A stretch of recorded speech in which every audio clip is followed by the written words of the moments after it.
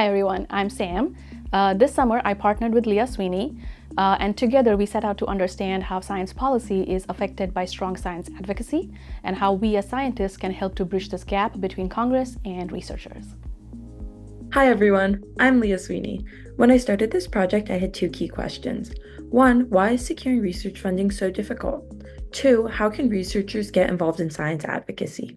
Here's what I learned by talking to the science advocacy experts. I think you can, with rare exceptions, not count on legislators to know enough to make informed decisions. What you've got to hope for is that their staffs or that the advisors they listen to accept that scientific expertise and act on it. The greatest resource I've had over the years has been the willingness of scientists to talk to me.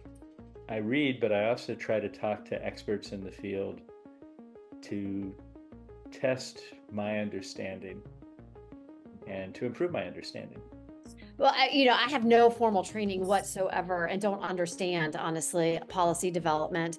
But it was reiterated to me, and it's very true, that that's not my role at an advocacy level and as a physician, but it's more to share my day-to-day real world and sort of scientific expertise. I participate when the NIH puts out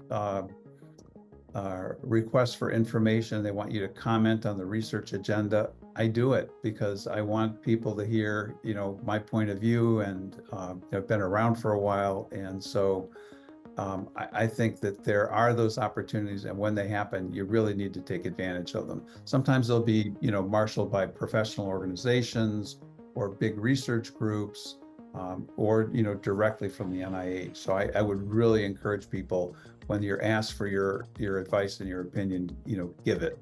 At the end of the day, you need to find a message where you can appeal and make sure that it's relevant to your audience. And you don't use the scientific lingo, like making sure you use that elevator speech and you tighten it and you refine it to a way that everyone can understand. And people on Capitol Hill, they don't have a very long attention span. They've got a lot of work to do. So make sure you're very tight in your message.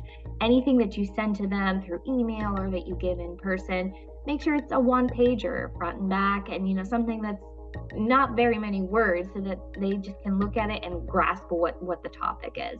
And you always have to do as much listening as you do talking. And I think this is one of the challenges, I would say, in our current political environment, is that you have to find the people that are willing to listen as much as they are willing to talk. And doing that both ways is just critically important. So what were the key points I took home from these conversations?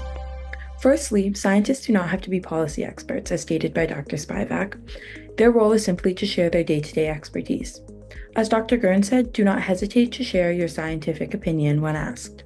Secondly, as Dr. Harlan-Baki said, refine your speech so that it is concise and everyone with or without scientific training can understand.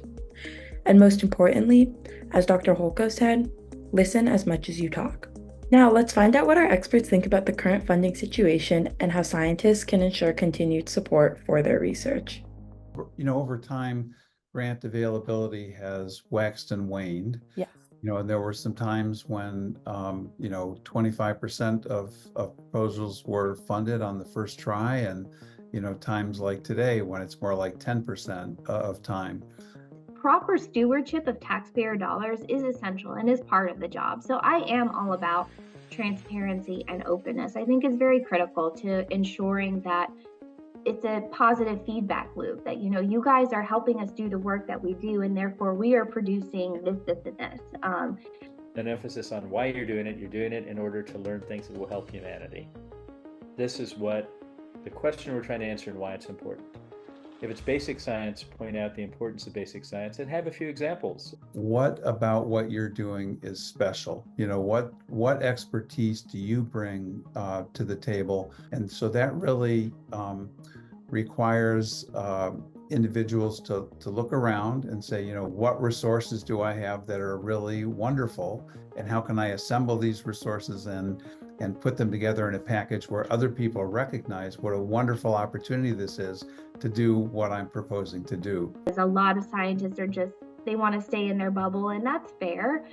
But there's also a component because you are using taxpayer dollars to give back a little bit. We need better communicators from the scientific standpoint. So that's where science communication skills and even policy makers can really help us strengthen that aspect of it. The power of advocacy is strength in numbers. So if more and more people, if we keep on keeping on, slowly there will be change.